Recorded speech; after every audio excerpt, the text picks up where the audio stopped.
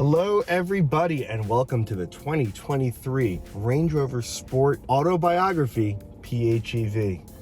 That is a really long name, but this right here is quite a car. 3 liter straight 6 plug-in hybrid, 434 horsepower and 619 pound-feet of torque. 0 to 60 in the low 5-second range, and because it's a PHEV, you also get 41 miles of manufacturer estimated EV driving range. Let's say we get going on this very rainy Pennsylvania morning. It's not slow, that's for sure. It's not slow, but it does roll a lot in the corners, as you might have expected.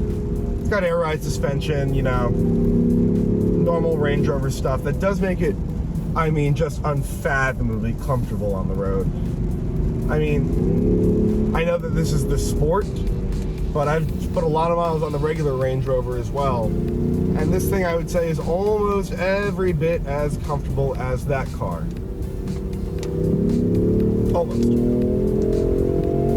I mean, nothing will ever be as floaty as a regular Range Rover, you know? You just can't do it. It's not allowed. And we caught up to someone, which never happens on this road. So we'll give him a couple seconds. Let's pull off here. While I have you here, I'll tell you a couple gripes real quick. First of all, I keep on getting a low coolant warning that'll go away intermittently. It's usually whenever I step on the gas pedal. Doesn't seem to super like that. I was trying to change around the bench seat to fit more luggage into the car because we were visiting my girlfriend's parents' house and we were bringing our laundry because we live in an apartment in New York City with no on-site laundry. And for whatever reason, the car just would not let me put the seats down. They're electric, as you may have imagined, just would not let me do it.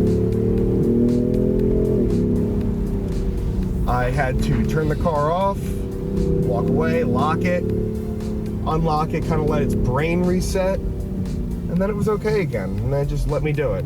So I don't know what the hell that was. But anyway, that's kind of it. Everything else has just been fantastic in this car. The heated and cooled seats are incredibly comfortable. It's also got a massage seat function, which is, I mean, all cars should have massage seats. It just makes everything so much more pleasant, don't you think? In terms of sporty pretensions, it's not that sporty.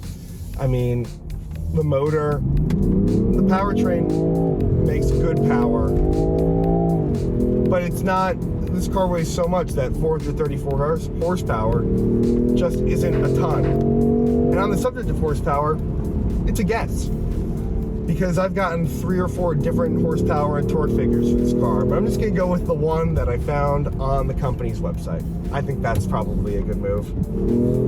It's, of course, like everything else in the known universe, power is sent through a ZF 8-speed automatic transmission.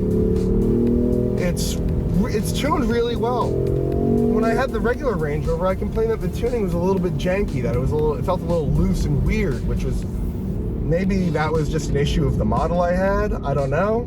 But it feels really good in this car. The metal paddle shifters feel nice to use, even though you're not really going to use them that often. It's a nice little treat when you do. Respond quick to your touch.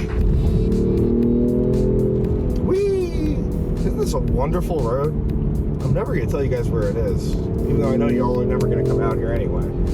Hairpin time. Hairpin time. Who doesn't love going around a hairpin in a 6,000-ish pound SUV? Oh.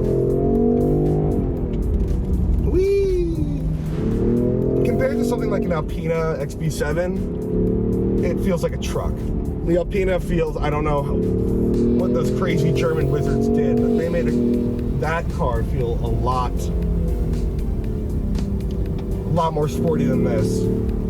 But Sport never really meant sporty, for being honest. It kind of is just the smaller Range Rover. $110,000 this autobiography comes at, and it's got just about everything you'd ever need.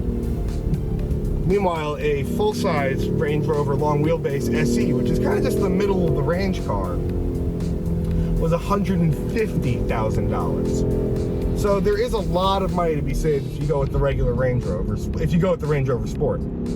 But there's gonna come a day when you're at a traffic light and someone in a Range Rover pulls up next to you in your Sport, and you're like, maybe I should have been a little bit more of a captain of industry. It's a good car, folks.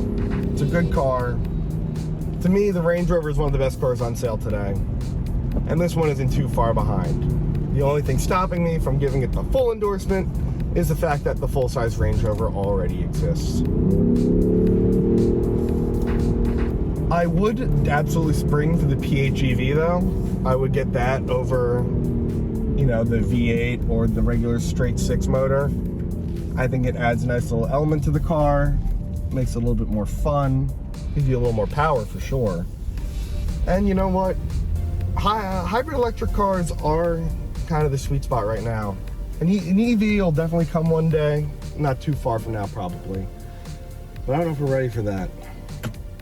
Anyway, folks, thank you for watching. See you next time. Whee!